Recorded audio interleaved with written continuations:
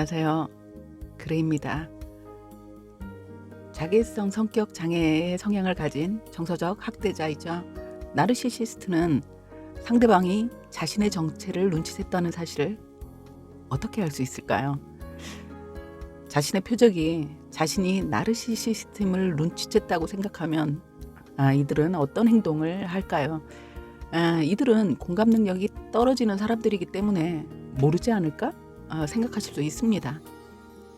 그런데 이들의 공감 능력은 사실 절대 무시할 수준이 아닙니다.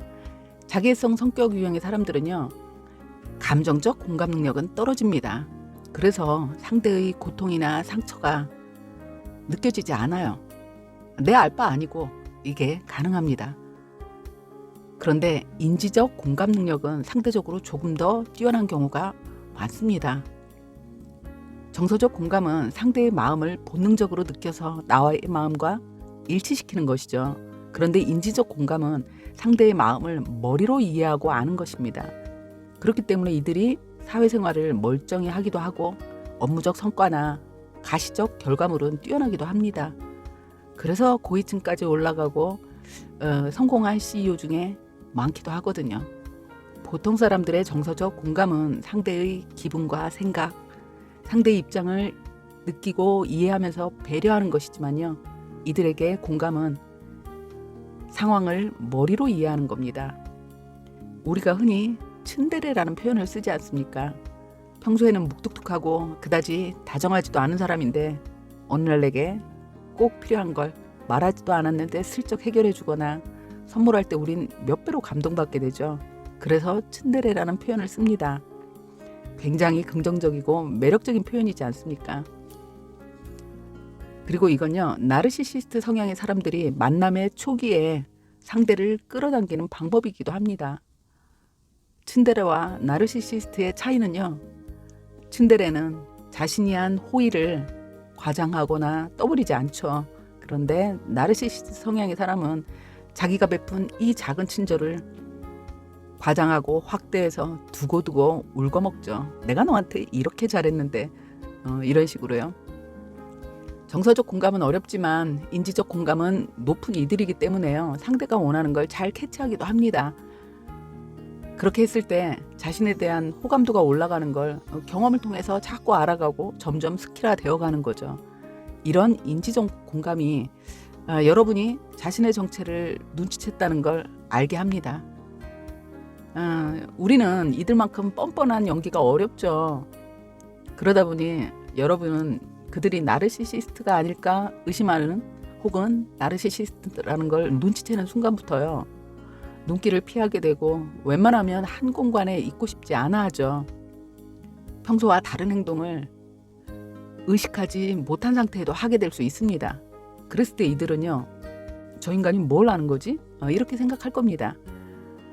그들의 자기 우월이나 특권의식이 실질적 능력을 바탕으로 한 자신감이 아닌 과장되고 포장된 거기 때문에요, 그들은 상황적인 두려움을 느낍니다. 그리고 이 두려움을 분노와 공격으로 인식합니다. 처음에는 여러분을 조종하고 그래서 여러분의 마음을 바꿔보려는 시도를 할 거예요. 그리고 여러분을 자극해서 여러분의 관심을 끌려고 해보지만 여러분이 경계하는 태도를 보이면요, 이후부터는 다른 사람들 앞에서 여러분에게 소리를 지르고 모욕감을 주고 굴욕감을 주려고 할 것입니다.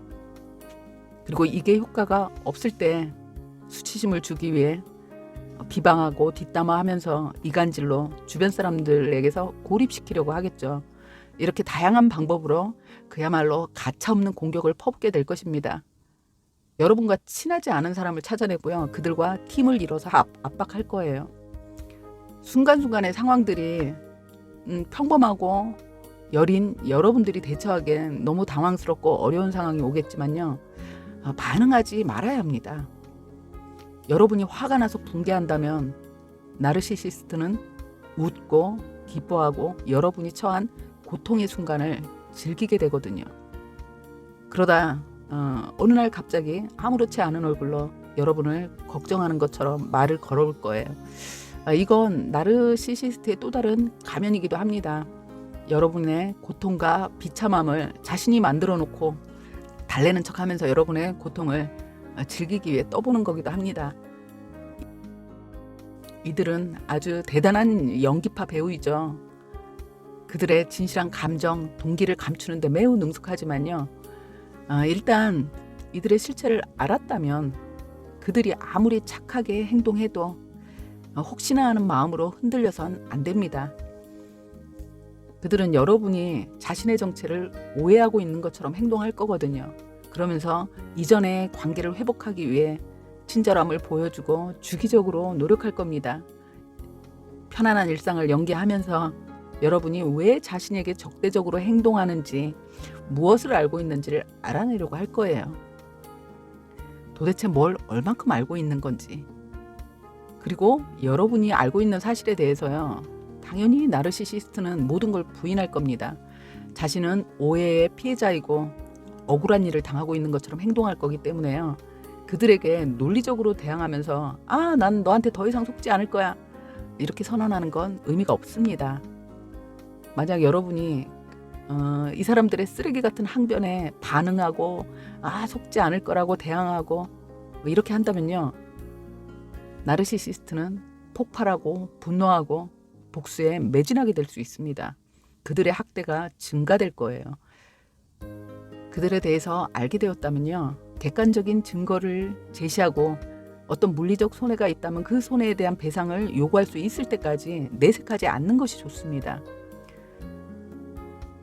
정말 중요한 건 더 이상 나르시시스트의 거짓 친절에 속지 않고 그들의 평가절하에 더 이상 마음이 상하지 않는 그들의 가스라이팅에서 벗어나는 것이 중요합니다. 가족이나 직장 등 당장 떠나기 쉽지 않은 곳에서 함께하는 나르시시스트에게는요. 여러분만의 분명한 한계를 만들고 그 선을 넘어올 때 어떤 감정도 없는 무미건조한 얼굴로, 그렇지만 예의 바른 말투로 난 싫어 이렇게 선언하셔야 합니다. 물론 여러분이 이런 경계를 지키기 위해선 여러분의 주어진 역할, 직장 내의 역할, 가족 내의 역할, 그걸 잘 해내셨을 때 역할에 대한 꼬투리는 잡지 못하겠지만 그것을 벗어난 다른 것으로 또 여러분의 꼬투리를 잡아서 공격하려고 하겠죠. 하지만 이걸 분명하게 명확하게 대항할 수 있게 됩니다. 그러면 나르는 당연히 여러분에게서 떨어져 나가게 될 거예요. 새로운 에너지 공급원을 찾는데 집중하게 될 겁니다. 여리고 대인 공감 능력이 높은 여러분에겐요. 사실 이런 대응이 쉽지 않을 수 있습니다. 필요한 건 알지만 힘이 들 수 있어요. 전에도 여러분들께 감정 노트나 감정 일기를 쓰시라고 말씀드렸는데요. 감정 노트나 감정 메모장이 치유와 힐링에도 큰 역할을 하는 이유가 여러분의 높은 공감 능력은요. 사실은 오히려 여러분 자신을 상처내기도 하거든요. 글을 쓰고 정리하면서 스스로 알게 됩니다.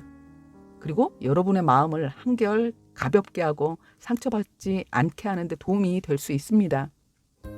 물론 최선책은 말할 것도 없이 단절입니다.